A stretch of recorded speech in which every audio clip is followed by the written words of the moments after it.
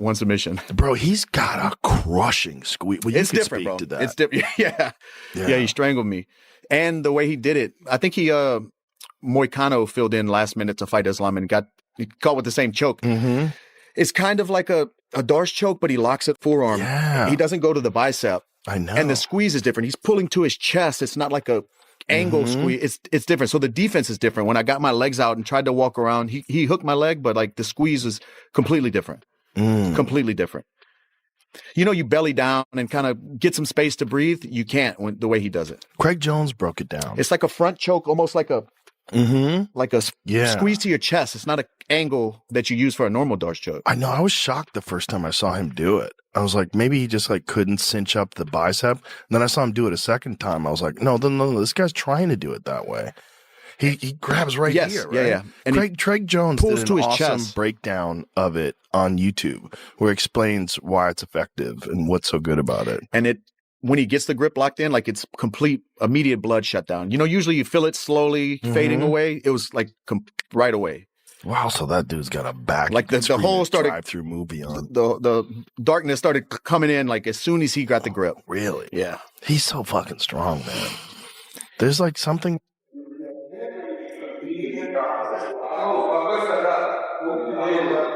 Что мне говоришь, что я опаздываю? 17:30, видишь, нету еще. Валик, шалом.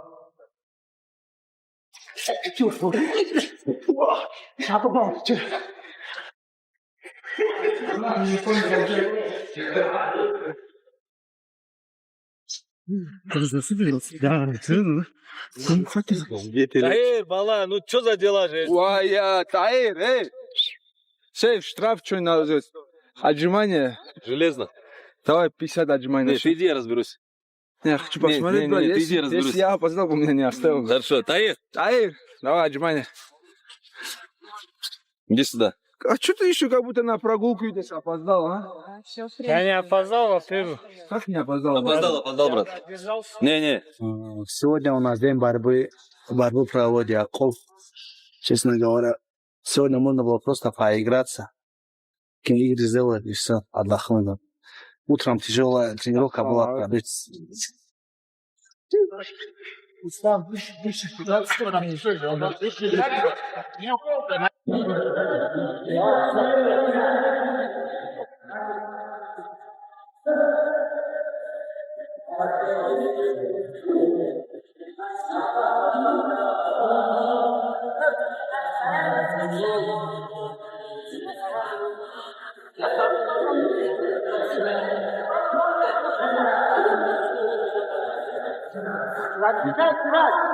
Расслабься, просто делай свою жизнь. Нет, стянул руку. Есть. 1-0.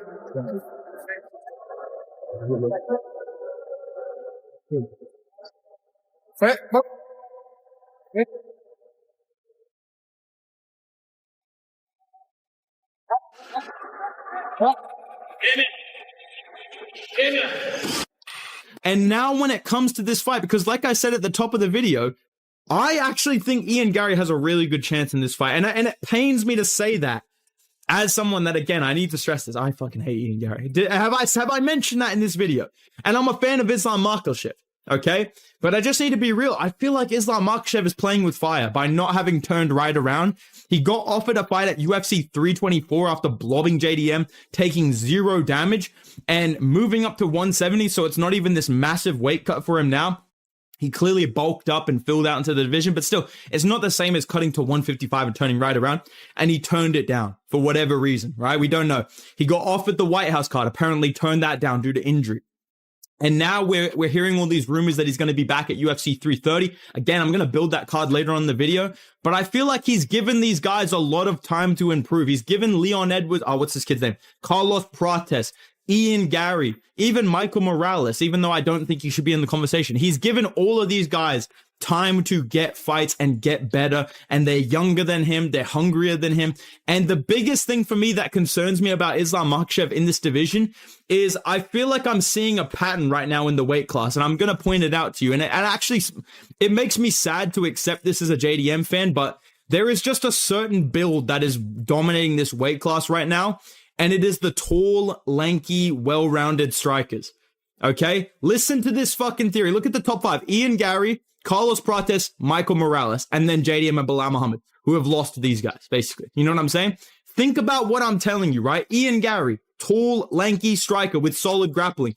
He beat Bilal Muhammad the exact same way JDM did, except JDM did better, you know, whatever. But stuffed his takedowns, pieced him up. That's a good win. But he gets in there with Carlos Prates and he's able to match his frame and do well against him on the feet, outstrike him, mix in the grappling more effectively than JDM was able to. Ian Garry, with his build and his skill set, is able to beat both the guys that JDM and these guys can beat, like, and Sean Brady and Bilal Muhammad, these guys can beat, right? But also is able to beat the other tall, lanky, like mutants at 170 like Carlos Prates. Same with Carlos Prates, dude. This shit is fucking unfair, bro. This guy's massive. I saw this guy in person. It was like a fucking Arkham boss battle started when this guy jumped around the cage. He can handle grappling. We saw it against Leon Edwards. We saw it against JDM. We saw it against Ian Garry. He stuffed basically all of his takedowns. And on the feet... Forget waiting around, because Islam Makhachev is charging straight into the biggest test of his entire career. With his highly anticipated showdown against Charles Oliveira's successor approaching, the undisputed champion has buried himself inside an unforgiving training camp, relentlessly sharpening every weapon available. Yet it isn't only Makhachev's brutal preparation stealing attention. Fresh footage from his camp, alongside the elite coaches directing every move, has fans buzzing and questioning exactly what secret strategy he's preparing for this massive clash. Which parts of his arsenal has Makhachev upgraded most? More importantly, will those improvements completely overwhelm his opponent? Everyone's about to discover soon. Makhachev. He does well with Islam on the stand-up because he's rangy, he's tricky, all those. But on the ground, he doesn't. He does okay, but he doesn't survive on the ground. I don't think. I mean, well, okay, he might survive 5 rounds, but he won't get the best of Islam on the ground. That I'm 100% sure about that. On the stand-up, he's pretty tricky. So one punch can change everything on that. One kick, one punch, one knee, you know, so that's a different story. But on the ground, I don't see him dominating. I see him surviving possibly. So yeah, I could see that. And then the takedown defense that he has is decent, but not great enough to stop Islam from taking him down. But again, you know, sometimes we'll go in there and we'll decide that we're going to do this with Islam. And next thing you know, next round we'll say, okay, take him down now. Or next thing you know, next round we'll go stand up because he's that good. Announce Islam versus Ian Garry. My initial take on this was, oh man, it's who's going to beat Islam? You need a guy that has that one-shot knockout power who's going to catch him. Nobody's beating Islam by decision. But in what we've seen this year with Strickland, Hamzat, Justin, Ilya, all these crazy upsets, buddy, I'm not counting Ian out. I'm not counting him out. No way. No. Ian Machado Garry, I mean, he's talented as all fuck. I'm not one of those guys who's just going to jump on Islam and glaze him. Like hell no. That's a great fight. You have the 170 pulled up. When you and I have spoken about Islam Makhachev versus Ian Machado Garry, what do you make of that matchup? That's a great fight. Look, it's a great fight. Ian Garry for a long time has been saying that, you know, he is the future. Obviously, it's his nickname. Like, he sees himself as being there with the belt. He's visualized it, but now he's got Makhachev in the division. And I mean, Makhachev's got the kryptonite for every single person in the division. No matter where the fight goes, he's got the skills to challenge you and to cause you issues. Like, of course, since Ian Garry's, you know, been spending time in Brazil, been working on his jiu-jitsu, he's going to be far more confident in his ground game. But at the same time, like, I don't know if you're going to be able to replicate what Islam Makhachev can do to you. I think you would have to be in the wrestling room in Dagestan to really feel that kind of pressure. And what you got to remember is, like, that room right now, we keep signing a bunch of guys from Khabib's team. They're all like cookie cutter versions of each other. They're all lethal. They've all got great wrestling. they've all got that pressure style with good punching and kicking now. You know what I mean? Like there's a really elite level in that gym. And Makhachev's at the top of that pile. Like everybody in that gym is working towards where he is, and everybody in that gym's a killer. Like I just don't know if you're going to be able to find the same kind of look that you're going to need to be able to deal with Makhachev. And I think now he's moved up to welterweight. I just think, Believe it or not, Islam Makhachev never forgets who truly shaped his incredible rise. Whenever he reflects on the biggest influences behind his success, Khabib Nurmagomedov always tops the list. For Makhachev, everything goes far beyond championship belts and unforgettable victories inside the octagon, centering instead on their lifelong bond. He remembers they grew up only a few hundred meters apart, constantly training side by side from an early age. Even now, Makhachev proudly considers Khabib his lifelong idol, despite their age difference and Khabib's remarkable accomplishments throughout the sport. Это зачастую здесь и как. Сначала подерешься, и потом уже сдружишься. Не, Хаиб был у нас как до сих пор старший в зале. Ну, на тот период для меня он был старше. У нас разницы нету 1 день или 2 дня, или он чемпион, или не чемпион. Он был просто старшим, который показывал нам огромный пример. Мы с ним и в школе тренировались. Как ты сказал, мы между собой не дрались, но вместе на разборки ходили там за школу, за кого-то там. И вот так мы рядом жили. До того, как я попаду к Абдулманапу, у нас дом, наверное, между собой где-то 300-400 метров находился. Я уже его тогда знал. С Хаибом вот так с первого дня у нас был. Everyone thinks Islam Makhachev has already conquered everything, but apparently that still isn't enough. After reaching the absolute pinnacle of his MMA career, he insists his ambition refuses to fade. While many fans believe titles, fame, or wealth power his relentless mindset, Makhachev says the real motivation comes from something far deeper. From the unique atmosphere inside his training camp to the overwhelming pride he derives from pushing himself beyond every limit and achieving greatness. Makhachev has explained the hidden reasons driving his ambition. Instead of merely defending a title, he's determined to continually perform at his best, always remaining atop his game. На первой строчке. Знаете, как это, я же всю жизнь этим занимаюсь, и мне вот просто нравится находиться с командой. Вот сейчас приехали на сборы 30 человек, вот эта атмосфера, она по-любому и в городе не бывает. Вот эти большинство воспоминаний, то, что у меня есть от сборов, это вот когда мы толпой где-то собирались на какой-то базе, вот тренировались, у меня есть много других тоже воспоминаний, но это почти все связано с тренировочными сборами где-то с командой. Ну, вот этого я не хочу терять. И мне это до сих пор нравится. Мне нравится, когда я нахожусь в форме. Мне вот не нравится, когда я бываю не в форме.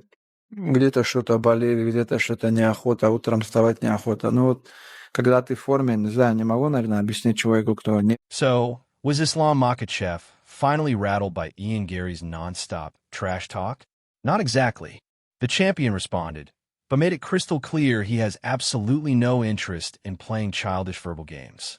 According to Makhachev, he only addressed the rumors because staying silent would have let the speculation spiral even further. He firmly stated there were no injuries preventing him from competing and revealed that no official contract offer had been presented at the time. Although Makhachev admitted he does have a hand injury requiring future surgery, he confidently assured everyone it won't affect his career, completely shutting down the growing concerns. И жестко, и резко, точнее. Цитату в пример приводить не буду, но ты сам понял, наверное, о чем речь. Вот почему ты решил ему ответить не в таком же стиле, а по-спортивному? Ну, что-то уже, когда ты молчишь, а они болтают, и люди начинают им верить просто в интернете, я думаю. Травма, они уже обо мне переживают. Но это так не бывает в UFC. Ты захотел, и ты дерешься на следующем турнире. Прими там бой, я приму, но нет уже контракта. Как я приму? Что я приму вообще? Я им так и ответил. Отправьте контракт, я принимаю любой бой.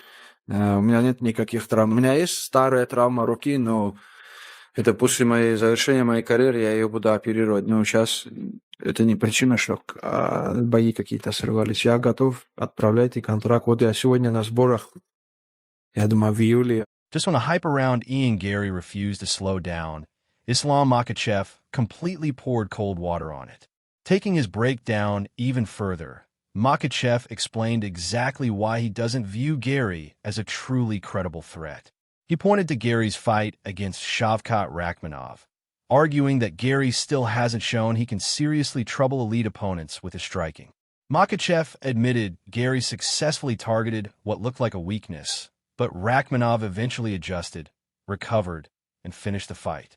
In Makhachev's opinion, that performance proved Garry still has plenty left to demonstrate before earning real respect. Despite tempting offers pouring in from the wrestling and grappling world, Islam Makhachev isn't chasing every flashy opportunity.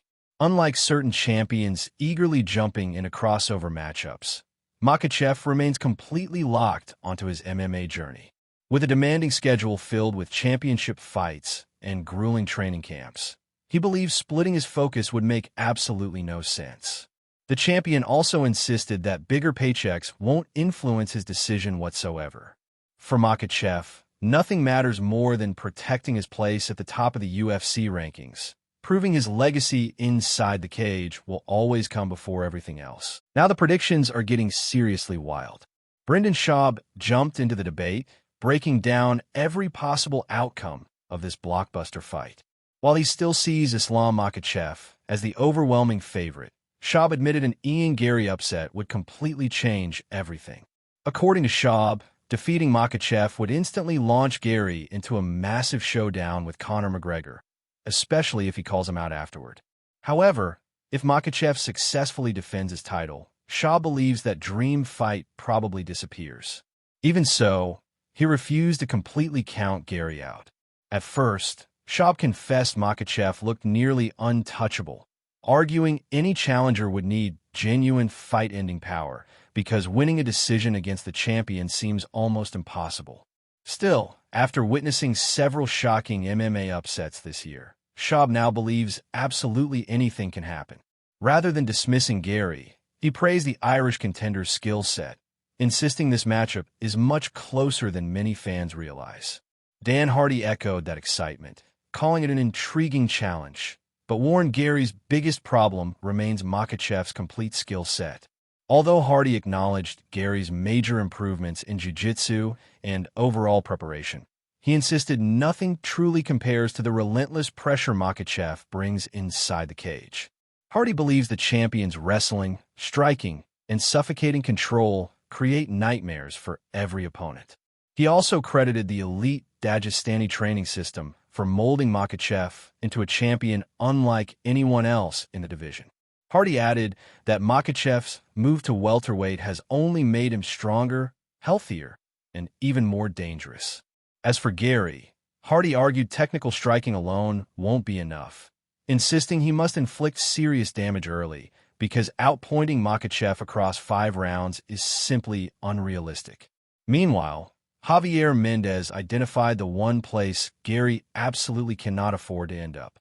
Despite praising Garry's striking, Mendez believes the ground remains a massive weakness. According to him, Makhachev's wrestling and submission game exist on another level entirely, making the canvas incredibly dangerous for any opponent. With both men preparing for their championship showdown, Mendez made it clear he doesn't believe Garry has the tools to survive if Makhachev successfully imposes his dominant grappling game.